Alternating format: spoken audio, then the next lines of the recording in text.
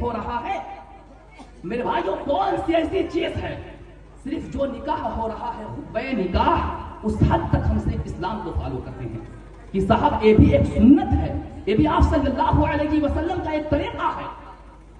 بقیہ ہمارے شادی بیاہ میں جو پورا سسٹم ہے, منگنے سے لے کر کے رشتے ناطے سے لے کر کے شادی والے دن تک, میرے بھائی جو ہم پورے کے پورے رسم و رواج کے بیڑیوں میں جکڑے ہوئے ہیں اور ہم اس سے نکلنا بھی نہیں چاہتے کہ صاحب ہم سماج کو کیا منہ دکھائیں گے, سماج کو کیا کہیں گے, اللہ کو کیا کہیں گے, اس کی فکر نہیں ہے. اللہ کو کون سا چہرہ دکھائیں گے, اس کی فکر نہیں ہے. میرے بھائی جو ہمارے نبی جناب محمد رسول اللہ صلی اللہ علیہ وسلم رسم و رواج کو توڑنے کے لیے آئے تھے. آپ صلی اللہ علیہ وسلم جب عرب کے دھرتی پر پیدا ہوئے تو بہت سارے رسم و رواج تھے عرب کے اندر. آپ صلی اللہ علیہ وسلم نے تمام کے تمام رسم و رواج کو توڑا. آپ ذرا اس زمانے کے حالات اٹھا کر کے دیکھیں. اس زمانے میں بیٹیوں کا پیدا ہونا منحوس سمجھا جاتا تھا. بیٹی جب پیدا ہوتی تھی تو باپ اپنی بیٹی کو زندہ زمین کے اندر دفن کر دیا کرتا تھا. اور میرے بھائی کو کوئی قصہ اور کہانی نہیں بتلا رہا ہوں, قرآن کی آیت ہے. وہ بیٹیوں کو کیا وعید دیا کرتے تھے, قرآن کہتا ہے 14ویں پارے میں اللہ رب العزت سورہ النحل کے اندر وَإِذَا بُشِّرَ أَحَدُهُمْ بِالْأُنثَىٰ ظَلَّ وَجْهُهُ مُسْوَدًّا وَهُوَ كَظِيمٌ کہ جب ان کے گھر میں بیٹی کی بشارت سنائی جاتی تو باپ کا چہرہ بیٹی کی پیدائش کی وجہ سے سیاہ پڑ جاتا, کالا پڑ جاتا. يَتَوَارَىٰ مِنَ الْقَوْمِ مِنْ سُوءِ مَا بُشِّرَ بِهِ. اور باپ سماج سے اپنا چہرہ چھپا کر پھرنے لگتا تھا کہ میں سماج کو کیا کہوں گا, سماج کو کیا دکھاؤں گا. اَجُمْسِكُهُ عَلَىٰ هُونٍ أَمْ يَدُسُّهُ فِي التُّرَابِ. اور اپنے دل میں سوچتا تھا کہ اگر میں بیٹی کو پالوں گا, اگر اس کی تربیت کروں گا, اگر اس کی میں پرورش کروں گا تو سماج کے اندر ہمیں ذلیل ہونا پڑے گا. اور دوسرا آپشن یہ ہے کہ بیٹی کو زندہ زمین کے اندر دفن کر دیا جائے.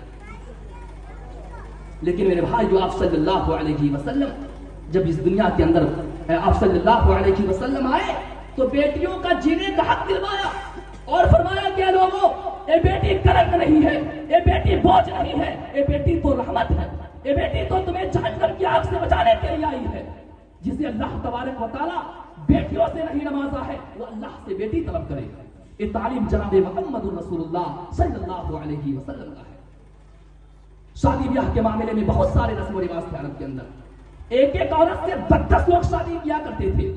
باپ کے مر جانے کے بعد بیٹا اپنی سوتیلی ماں سے شادی کر لیا کرتا تھا. لیکن آپ صلی اللہ علیہ وسلم نے اس رسم کو بھی توڑا. عورت جب حالت حیض میں ہوتی تھی, پیریڈ میں ہوتی تھی, تو عورت کے قریب جانا یا پھر اسے ٹچ کرنا, اسے چھونا حرام سمجھا جاتا. لیکن آپ صلی اللہ علیہ وسلم نے اس رسم کو بھی توڑا.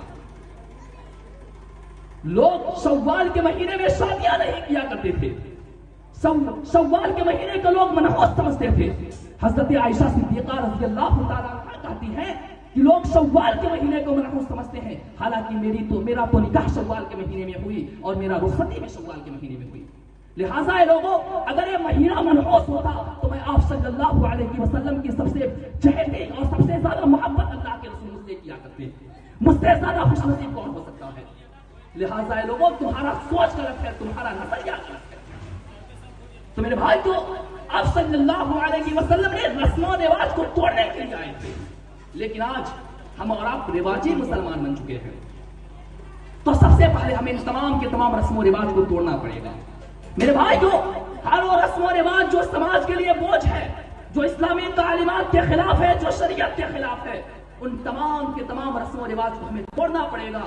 تب جا کر کے ہم قرآن عظیم کی اس آیت کے اوپر صحیح معنوں میں عمل کر پائیں گے. یا ایھا الذین آمنوا ادخلوا فی السلم کافہ, کہ ایمان والو تم اسلام کے اندر پورے کے پورے داخل ہو جاؤ. اور آگے بڑھیے. بات میں کر رہا ہوں اصلاح معاشرہ کی, معاشرے کی کیسے اصلاح کی جائے. میرے بھائی جو آج ہمارے معاشرے کی ایک بہت بڑی خرابی, ایک بہت بڑی بیماری تشبہ بالکفار ہے. غیروں کی مشابہت اختیار کرنا, لباس سے لے کر کے, چال ڈھال سے لے کر کے, پہناوے سے لے کر کے, زندگی کے سارے معاملات میں ہم غیروں کی شمع سے روشنی لیتے ہیں. میرے بھائی جو ہمارے پاس الحمدللہ اپنا ایک الگ کلچر ہے, چاہے وہ لباس کا مسئلہ ہو, چاہے وہ پہناوے کا مسئلہ ہو, چاہے وہ گھر اور مکان بنوانے کا مسئلہ ہو, ہمیں کسی سے کچھ بھی لینے کی ضرورت نہیں پڑے گی. تو ایک بہت بڑی بیماری میرے بھائی جو تشبہ بالکفار ہے، کفار کے نقش قدم پر چلنا. آج بڑے افسوس کے ساتھ کہنا پڑتا ہے کہ آج مسلمانوں کے گھروں میں برتھڈے منایا جا رہا ہے، شادی کی سالگرہ منائی جاتی ہے. آج مسلمان عورتیں مانگ میں سندور کرتی ہیں. آج مسلمان نوجوان لڑکے گلے میں لاکٹ پہنتے ہیں، ہاتھ میں کالا پیلا دھاگا پہنتے ہیں. میرے بھائیو یہ کیا ہے؟ کیا آپ نے جناب محمد رسول اللہ صلی اللہ علیہ وسلم کو حدیث نہیں سنا کہ من تشبہ بقوم فہو منہم؟ جو جس قوم کی نقل کرے گا، جو جس قوم کی مشابہت اختیار کرے گا، وہ کل قیامت کے دن انہی لوگوں میں سے ہوگا، وہ انہیں لوگوں میں سے ہوگا. اور آپ صلی اللہ علیہ وسلم نے اس کی پیشن گوئی بھی ارشاد فرمائی کہ لَتَتَّبِعُنَّ سُنَنَ مَن كَانَ قَبْلَكُمْ. کہ لوگوں اگر تم اپنے سے پہلے کی امتوں کے نقش قدم پر چلو گے، اگر تم اپنے سے پہلے امتوں کے پیچھے پیچھے چلو گے، شبرم بشبرن، اگر وہ ایک بالش پہ چلیں گے تو تم بھی ایک بالش پہ چلو گے، اگر وہ ایک ہاتھ چلیں گے تو تم بھی ایک ہاتھ چلو گے. اگر تم سے پہلے کی امتیں اگر کسی جانور کے سوراخ میں چلی جائیں گے تو تم بھی ان کے پیچھے پیچھے سوراخ میں چلے جاؤ گے. تو میرے بھائی کو آج بڑے افسوس کے ساتھ کہنا پڑتا ہے، آج میں نے دیکھا بھی ہے کہ آج مسلمان کے گھروں میں میرے بھائی کو شادی کے موقع پر جہیز کا لین دین کیا جاتا ہے. یہ جہیز کیا ہے میرے بھائی کو؟ یہ بارات کیا ہے؟ یہ منگنی کی زوردار رسم کیا ہے؟ یہ سہاگ کی پڑیا کیا ہے؟ یہ منگل سوتر کیا ہے؟ کیا آپ نے جناب محمد رسول اللہ صلی اللہ علیہ وسلم کی حدیث نہیں سنا میرے بھائی کو کہ من تشبہ بقوم فہو منہم؟ جو جس قوم کی نقل کرے گا، مشابہت اختیار کرے گا، وہ کل قیامت کے دن انہی لوگوں میں سے ہوگا. تو میرے بھائی جو نکاح آج ابھی مولانا صاحب بتلا بھی رہے تھے کہ نکاح بہت مشکل ہو چکا ہے، اور آپ صلی اللہ علیہ وسلم نے فرمایا کہ اعظم النکاح برکتن ایسرہ نفن، یہ سب سے برکت والی شادی وہی شادی ہے جس میں سب سے کم مال خرچ ہو. اور میرے بھائی کو آپ نے برابر سنا بھی ہوگا حضرت عبد الرحمن بن عوف رضی اللہ تعالیٰ عنہ کا وہ واقعہ. حضرت عبد الرحمن بن عوف جناب محمد رسول اللہ صلی اللہ علیہ وسلم کے پاس آتے ہیں، ان کے کپڑے پر ہلکی سی زردیں نظر آتی ہیں. تو اس پر جناب محمد رسول اللہ صلی اللہ علیہ وسلم نے پوچھا کہ عبد الرحمن زردی کیا ہے؟ اس زمانے میں کوئی خوشبو وغیرہ لگائی جاتی تھی، اس کا رنگ پیلاپن ٹائپ میں اس کا رنگ آتا تھا. تو آپ صلی اللہ علیہ وسلم نے حضرت عبد الرحمن بن عوف سے پوچھا کہ عبد الرحمن زردی کیا ہے؟ تو عبد الرحمن بن عوف رضی اللہ تعالی عنہ کہتے ہیں کہ اللہ کے رسول میں نے شادی کر لی ہے. تو آپ صلی اللہ علیہ وسلم نے حضرت عبد الرحمن بن عوف سے نہیں کہا کہ عبد الرحمن تو نے مجھے خبر کیوں نہیں کیا، بلکہ آپ صلی اللہ علیہ وسلم حضرت عبد الرحمن بن عوف سے کہتے ہیں کہ عبد الرحمن ولیمہ کرو، کیونکہ ولیمہ سنت ہے، بغیر ولیمہ کے نکاح نہیں ہو سکتے.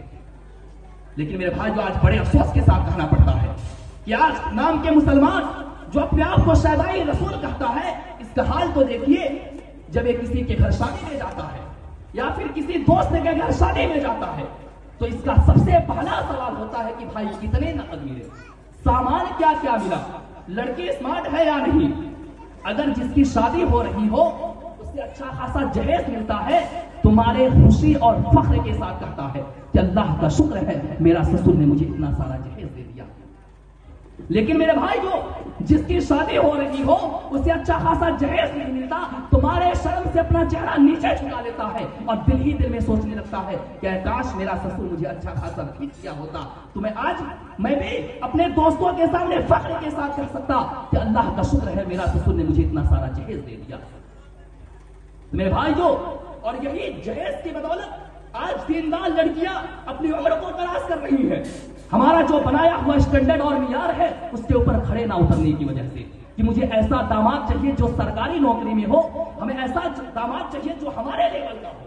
میرے بھائی جو دینداری کو کون ترجیح دیتا ہے؟ آج دیندار لڑکے اور لڑکیاں اپنی عمر کو تلاش کر رہے ہیں. میرے عزیز ساتھیوں، کیا ہمیں اور آپ کو اپنی بچیوں سے، اپنی بیٹیوں سے اللہ کے رسول جناب محمد رسول اللہ صلی اللہ علیہ وسلم سے زیادہ محبت ہے؟ جتنی محبت اللہ کے رسول صلی اللہ علیہ وسلم جتنی محبت اپنی بیٹیوں سے کیا کرتے تھے، کیا اس سے زیادہ محبت ہمیں اپنی بیٹیوں سے ہے؟ آپ صلی اللہ علیہ وسلم اپنی سب سے چھوٹی بیٹی اپنی لخت جگر حضرت فاطمہ الزہرا رضی اللہ تعالی عنہا کے لیے رشتہ کیا انتخاب کرتے ہیں؟ مدینہ کے اندر ایک سے ایک بڑھ کر کے کروڑ پتی انسان موجود تھے، ارب پتی انسان موجود تھے، خرب پتی انسان موجود تھے، لیکن آپ صلی اللہ علیہ وسلم نے اپنی بیٹی حضرت فاطمہ الزہرا کے لیے اگر کسی کا انتخاب کیا تو سیدنا حضرت علی رضی اللہ تعالی عنہ کا انتخاب کیا. یہ علی کون ہے؟ کیا ان کے پاس بہت سارا دھن دولت ہے؟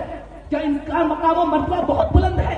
نہیں میرے عزیز ساتھیوں، حضرت علی رضی اللہ تعالی عنہ کے پاس آپ دھن دولت چھوڑ دیں، روپیہ پیسہ چھوڑ دیں، ان کے پاس تو شادی کے موقع پر اپنی بیوی کو مہر میں دینے کے لیے کوئی چیز موجود نہیں تھی. ایک درا تھی، آپ سے جو فوجی کی ڈریس ہوتی ہے لوہے کی، اسے درا کہتے ہیں. آپ صلی اللہ علیہ وسلم نے کہا کہ جاؤ اسے بیچ دو اور اپنی بیوی کی شادی کا اور خرچوں کا انتظام کرو. اور میرے بھائی جو خود جناب محمد رسول اللہ صلی اللہ علیہ وسلم نے جتنی شادیاں کی میرے بھائیوں، عام طور سے مہر 400 درہم مہر طے ہوتا تھا. سیرت اور تاریخ کی کتاب پڑھنے کے بعد اس چیز کا معلوم اندازہ ہوتا ہے. کسی میں ولیمہ ہوا، کسی میں نہیں ہوا، بہت مختصر طور سے ولیمہ ہو جاتا تھا. اس کائنات کے سب سے عظیم شخصیت جناب محمد رسول اللہ صلی اللہ علیہ وسلم کا نکاح، ان کا ولیمہ کا یہ طریقہ تھا میرے بھائیوں.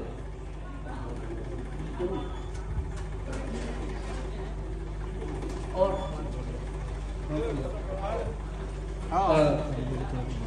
وقت ہو چکا ہے. میں رب العالمین سے دعا ہوں کہ اللہ ہم تمام لوگوں کو جہیز کا خاتمہ